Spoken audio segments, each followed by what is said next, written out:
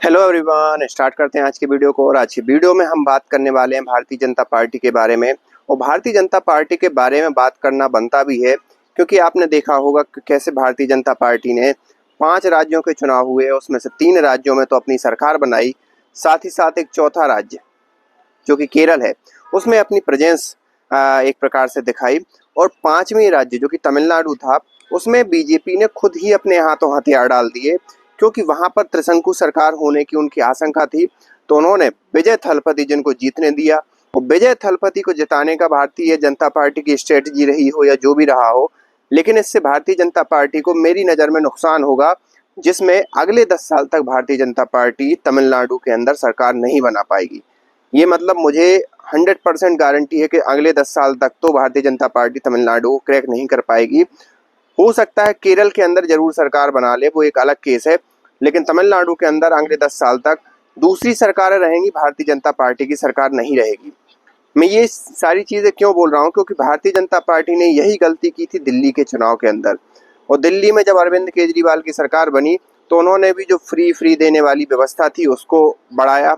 और साथ ही साथ ये भी कहा कि भाई हम सर्व समावेशी और सबको समान लेने के आधार पर चलेंगे, हम हेल्थ इंफ्रास्ट्रक्चर पर काम करेंगे, लोगों की गरीबी पर काम करेंगे और शिक्षा पर काम करेंगे। और वही पैटर्न आपको देखने को मिलेगा विजय थलपति की सरकार में, जिनका जो अभी तक एक प्रकार से जो पैटर्न है, सबसे पहले फ्री की घोषणा करके वो सत्ता में आ गए और अब जब सत्ता में आ गए तो अस्पताल और शिक्षा और ये सारी चीज़ों पर वो महत्ता दे रहे हैं। इसका मतलब ये बिल्कुल नहीं है कि भारतीय जनता पार्टी इन सभी चीज़ों पर सरकार सत्ता नहीं देती। भारतीय जनता पार्टी का एक हिडन एजेंडा ये रहता है, हिडन हो या प्रत्यक्ष एजेंडा, कि हिंदुओं को एक करती है और मुस्लिमों को डिवाइड करती है। जबकि पहले विपक्ष 2014 से पहले विपक्ष क्या करता था कि हिंदुओं को डिवाइड करता था, मुस्लिमों को इकट्ठा कर रखता था। और यही कारण होता था कि मुस्लिमों की जो ताकत रहती थी, मुस्लिम वोटर्स की जो ताकत रहती थी, वो दिखाई देती थी क्योंकि वो एकजुट वोट डालते थे। अभी भी वो एकजुट वोट ही डालते हैं, लेकिन पहली बार पश्चिम बंगाल का चुनाव जीतने के बाद भारतीय जनता पार्टी ने ये प्रूव कर दिया कि अगर आपके पास माइनॉरिटीज के इकट्ठे वोट हैं तो उससे भी कुछ नहीं होगा, आपको मेजोरिटी को साथ में लाना ही पड़ेगा। और मेजोरिटी एक साथ होने का जो क्रम भारतीय जनता पार्टी ने चलाया है उसमें कई और वेरिएबल्स भी ने भी हेल्प किया। 2014 नहीं तो 2024 के अंदर भारतीय जनता पार्टी लगभग हार की कगार पर ही पहुंच गई थी। लेकिन कुछ वेरिएबल्स 2024 के चुनाव के बाद हुए, जिसमें बांग्लादेश का सबसे जीता जागता उदाहरण है।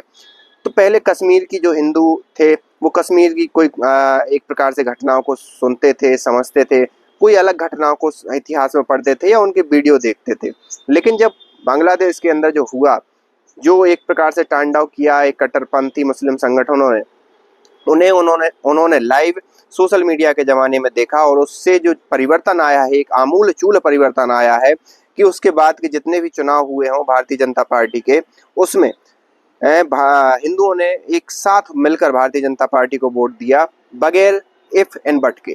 और उसका परिणाम हमें ये देखने को मिल रहा है कि भारतीय जनता पार्टी जहां जा रही है वो क्लीन स्वीप कर रही है।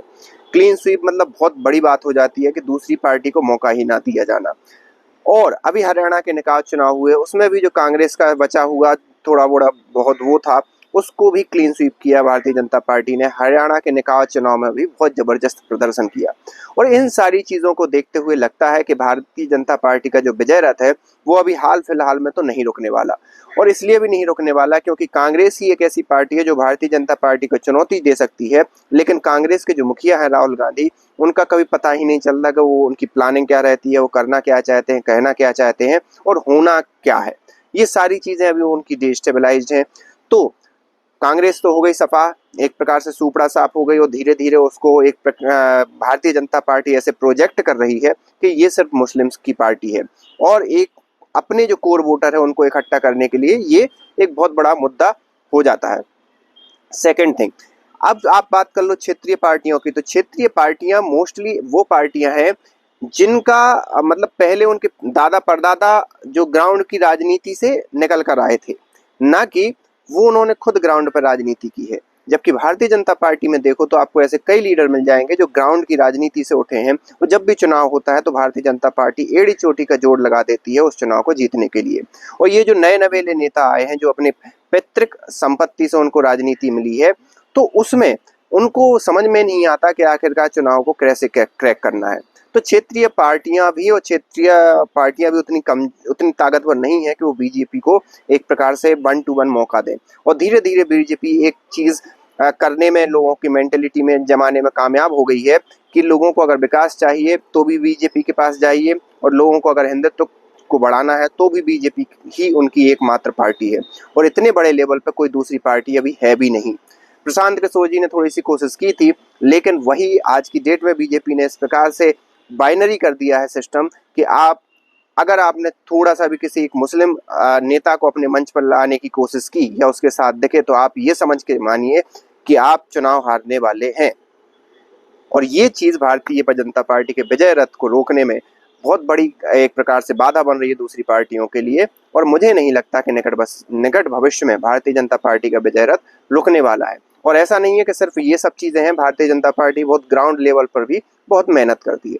आप इस बारे में क्या सोचते हैं, आप हमें कमेंट करके बता सकते हैं। मिलते हैं नेक्स्ट वीडियो में, तब तक के लिए थैंक यू।